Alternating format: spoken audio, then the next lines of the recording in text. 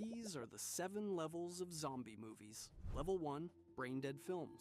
These movies are so bad that even zombies would walk out. House of the Dead, Zombie Nation, Day of the Dead, What? Bloodline. If you've No. No, no, no, no, no. Don't put Z Nation on there. No. Oh my gosh. What? Z Nation had some of the craziest zombies. I don't agree. I don't agree with that. Level 2, dumb films. Level 2 movies have budgets. They have some recognizable actors, but they have no excuse for being this aggressively mediocre. Yet here we are, Resident Evil, the final. Oh, I agree. Although, I loved all the Resident Evil movies. That's how I even got into Resident Evil to begin with. That's the first thing that I watched or got into when I got into zombies and Resident Evil. So for them to like say that this is kind of like, I can't understand. I can. Okay. Yeah. Definitely they should have known better. But I think even with this kind of like bad quality, it was still a good movie. Or maybe that's just me. Because I really loved them. I don't know.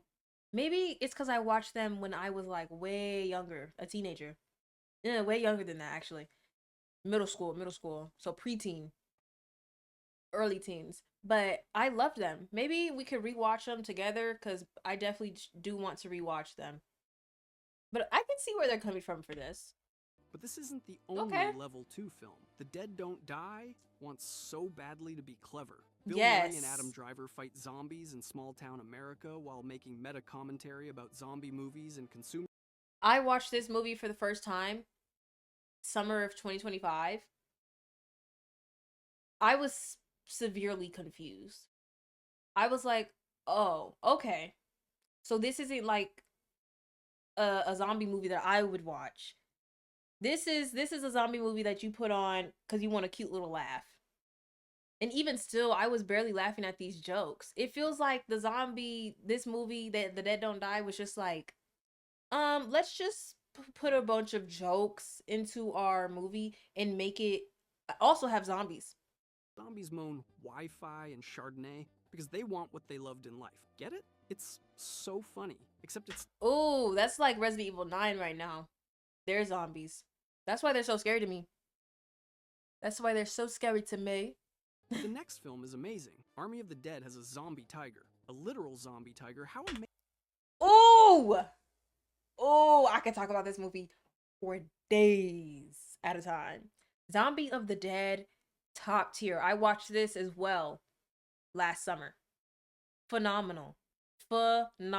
The zombie got pregnant. That's all I'm gonna say. I'm gonna leave it right there. The zombie got pregnant. Potential and completely wasted it. Zombieland 2 brings back the entire cast. Gives them more... I don't think Zombieland 2 was needed.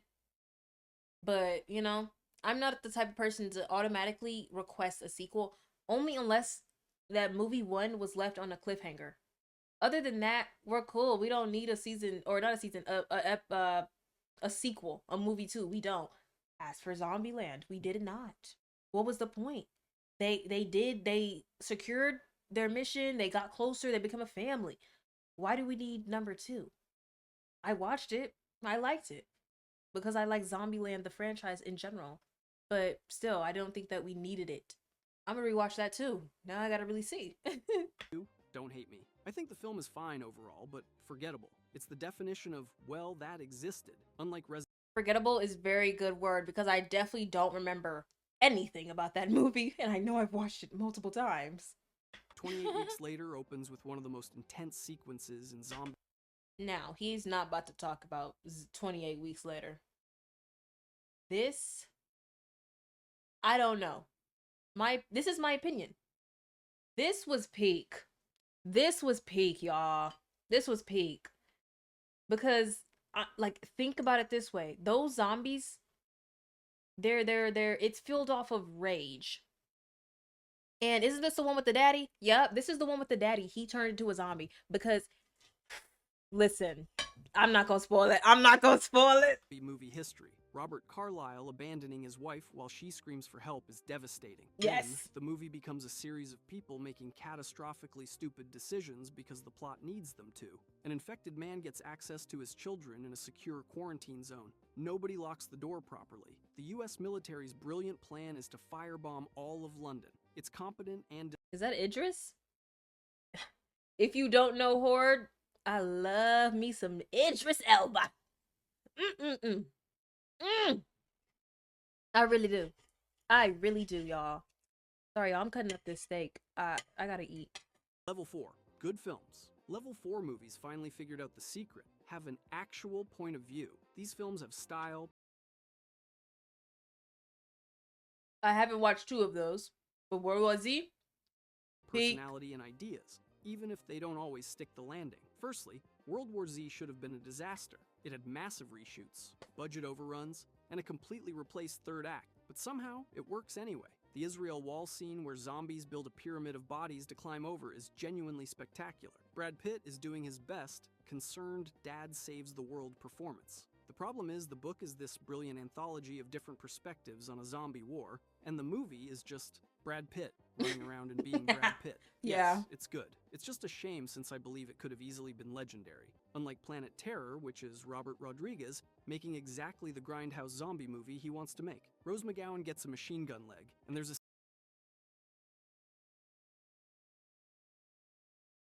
making exactly the grindhouse zombie movie he wants to make. Rose McGowan.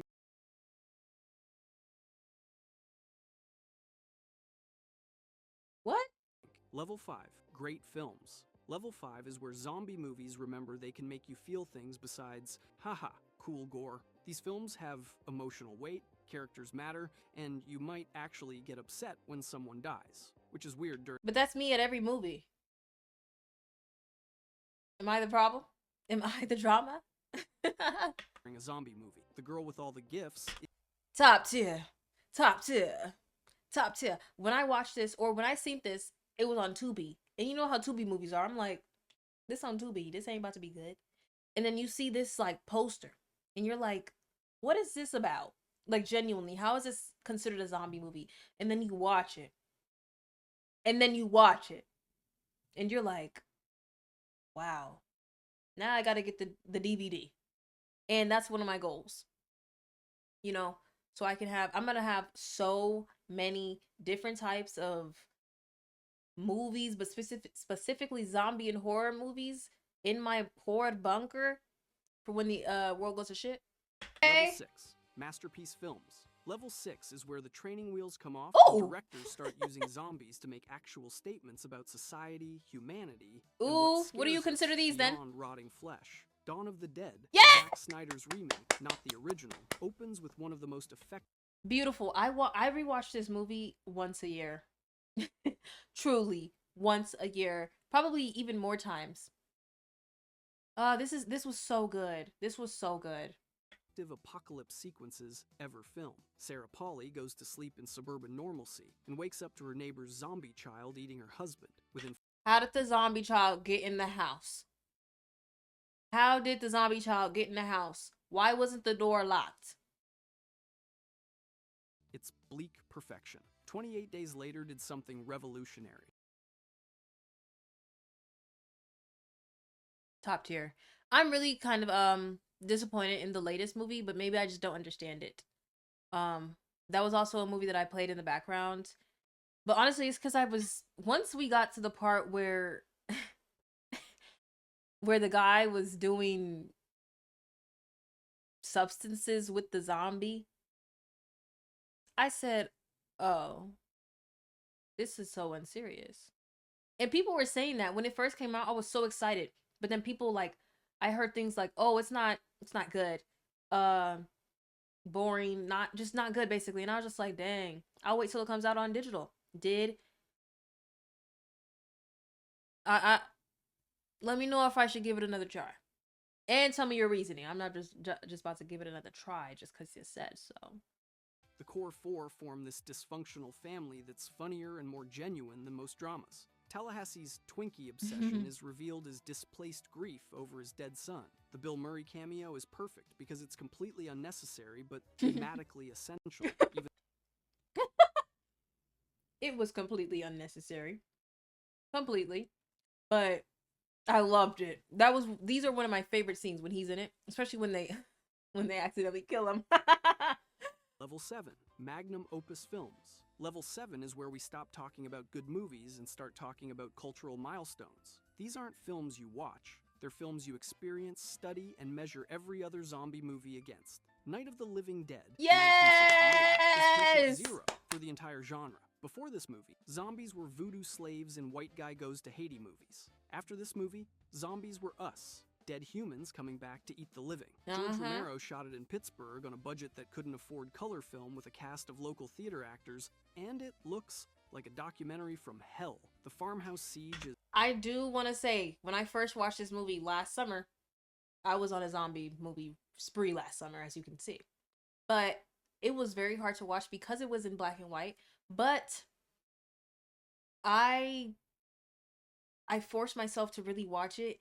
Ended up crying at the end because I love this movie. Love this movie down.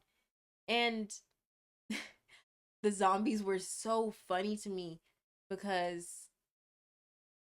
obviously they were some of the first zombies that were ever like shown in television. So they're nothing like today's zombies. And so when you see that, when you really like make the comparison, you're like, oh, this is kind of mediocre. But the underlying message in this movie, oh, don't talk to me. Don't talk to me. But the real genius was casting Dwayne Jones as Ben. Exactly! The smart, capable, level-headed protagonist in 1968 wasn't just progressive, it was radical. Exactly. And that ending where Ben survives the zombie night only to be shot by a white posse. He survived the zombie night just to be shot by some white men. It was radical. And that ending where Ben survives the zombie night only to be shot by a white posse who mistake him for a zombie, that's not subtext. That's Romero looking at civil rights era America and making a horror movie about racism disguised as a zombie flick. The final images are documentary-style photos of Black Ben's body being dragged out with meat hooks. When I tell you, when the ending came and he got shot and died, I was crying, sobbing tears. I think I have a video of me because I was gonna like post it, but oh my gosh, I was so distraught because not only did that black man survive the night, but he got taken out like that.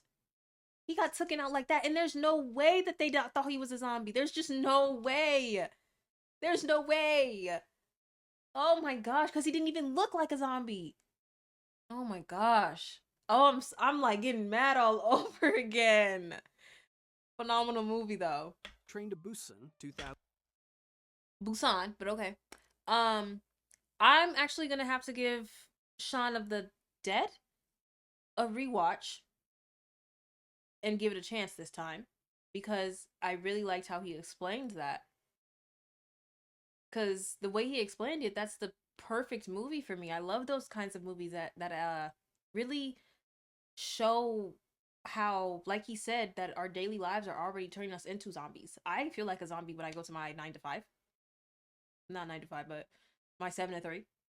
Like, it's just you doing the same thing over and over and over and over and over again. And I understand how you could feel like a zombie through doing that. Now we about to talk about Heat. Now I watch this movie 3 times a year. Now we're about to talk about Heat. I'm gonna do a video on this. Movie, y'all. Just wait.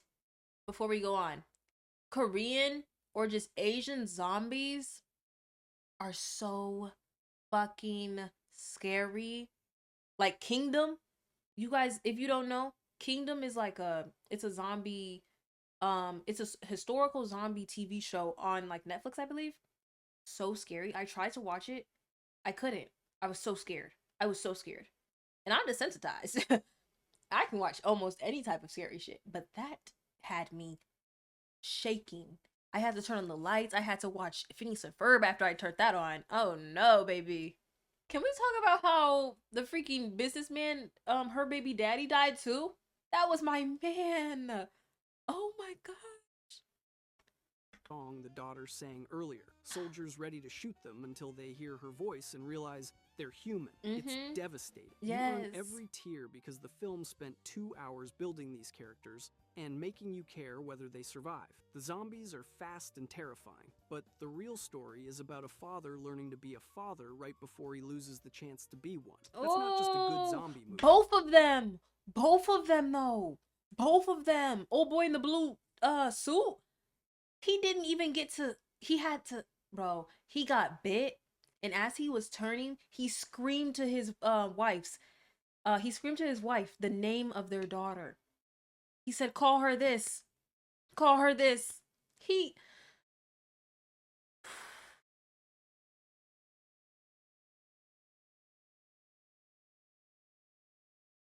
That's a great film that happens to feature zombies. These 3 films define what zombie cinema can be. In my opinion, they're the peak of zombie movies.